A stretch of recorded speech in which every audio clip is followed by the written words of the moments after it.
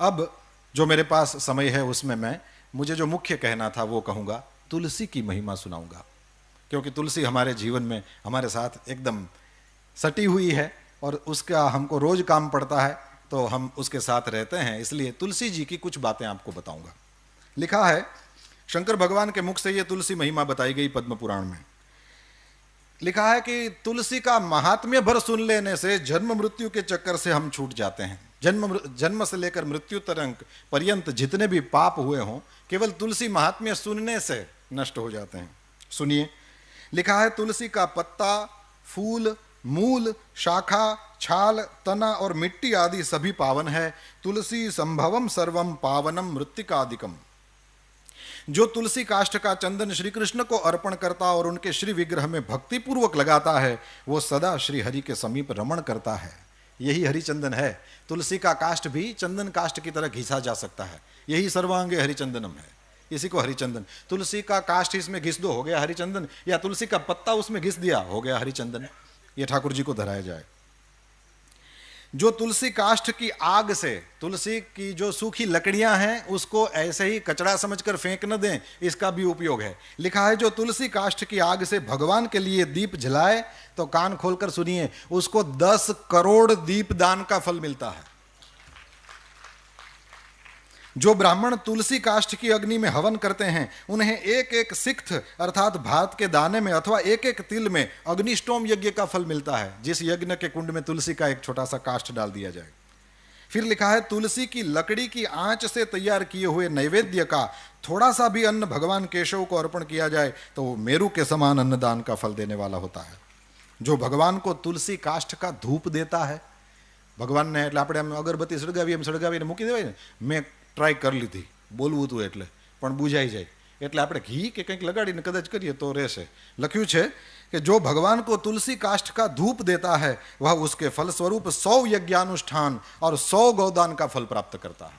केवल तुलसी काष्ठ का धूप, ये कचरा समझकर न फेंकें। आगे, जो मनुष्य अपने अंग में तुलसी की कीचड़ लगाकर श्री विष्णु का पूजन करता है, उसे एक ही दिन में 100 दिनों के पूजन का फल प्राप्त होता है। ये सब कुछ गीता प्रेस से प्रकाशित पद्म पुराण में आप दर्शन कर सकते हैं। लिखा है, तुलसी की जड़ की मिट्टी से स्नान करने से तीर्थ स्नान का फल मिलता है। जो तुलसी की नई मंजरी से भगवान की पूजा करता है, वो जब तक सूर्य चंद्र है तब तक वो पुण्य भोगता है। तुलसी द्वारा पूजित होकर भगवान श्री हरि भयंकर उत्पातों, रोगों तथा अनेक दुर्निमित्तों का भी नाश कर डालते हैं। फिर लिखा है, प्रतिदिन तुलसी दल से पूजा करेगा कोई व्यक्ति भगवान की, तो वह धनवान होता है। तुलसी की मूर्ति संपूर्ण सिद्धियों को प्रदान करने वाली है।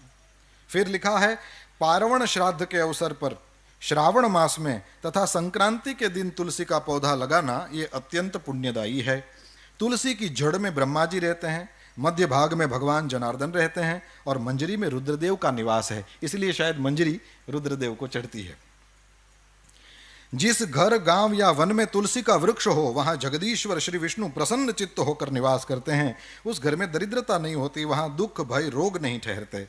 जहां तुलसी की सुगंध लेकर हवा चलती है, वहां की 10 दिशाएं और 4 प्रकार के जीव पवित्र हो जाते हैं। जिस घर में तुलसी के मूल की मिट्टी हो, वहां संपूर्ण देवता तथा कल्याणमयी भगवान श्री हरि सर्वदा स्थित रहते हैं।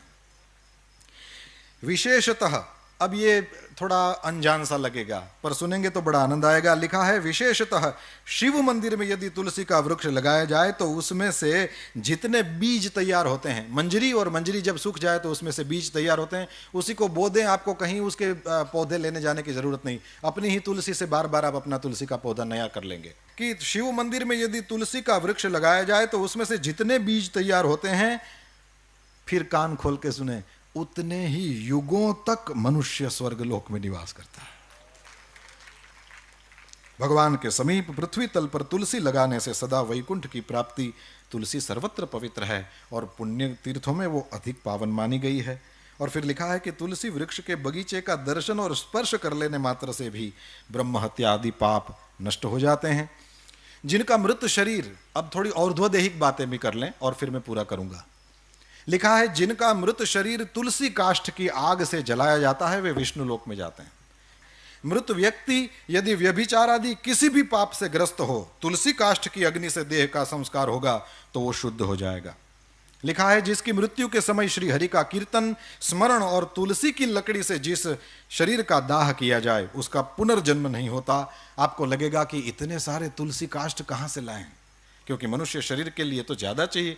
तो यहां लिख दिया है, यदि दाह संस्कार के समय अन्य लकड़ियों के भीतर एक भी तुलसी काष्ठ हो तो करोड़ों पापों से युक्त होने पर भी मनुष्य की मुक्ति हो जाती है। तुलसी काष्ठ से मिश्रित होने पर सभी काष्ठ पवित्र हो जाते हैं।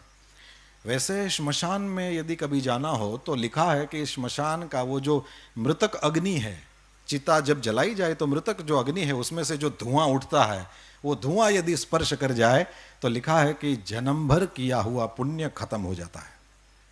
अब यहां और कुछ लिखा है, यदि तुलसी का स्पर्श करा दिया जाए तो क्या होगा। लिखा है, जिस अग्निशाला या श्मशान में घी के साथ तुलसी काष्ठ की अग्नि प्रज्वलित होती है, वहां जाने से मनुष्यों का पातक भस्म हो जाता है। उसमें पुण्य भस्म हो जाने की बात है, यहां पाप भस्म हो जाने की बात आई। तुलसी काष्ठ की अग्नि से मृत मनुष्य का दाह होता देख क्या होता है, बोले विष्णुदूत ही आकर उसको वैकुंठ में ले जाते हैं। वो करोड़ों जन्मों के पापों से मुक्त होकर भगवान विष्णु को प्राप्त करता है।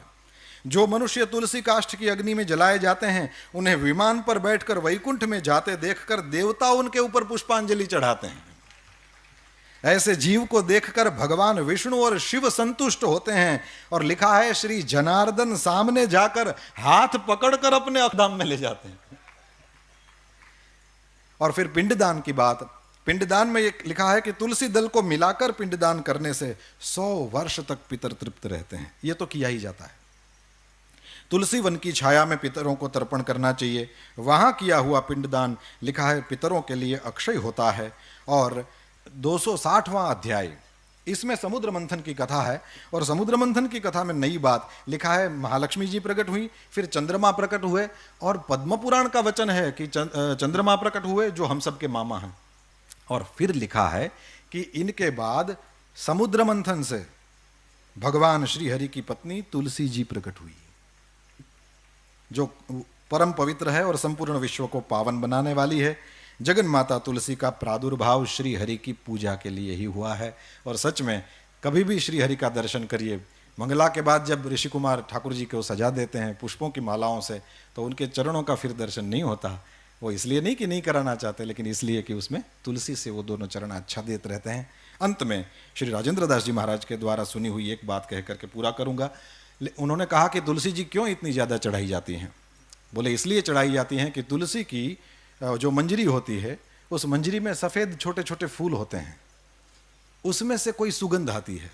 उसमें से जो सुगंध आती है, महाराज जी ने कहा, श्री राजेंद्र दास जी महाराज ने कहा कि वही सुगंध श्री राधा जी, श्री श्री जी के शरीर से आती है, और इसलिए ठाकुर जी को तुलसी जी ज़्यादा पसंद है।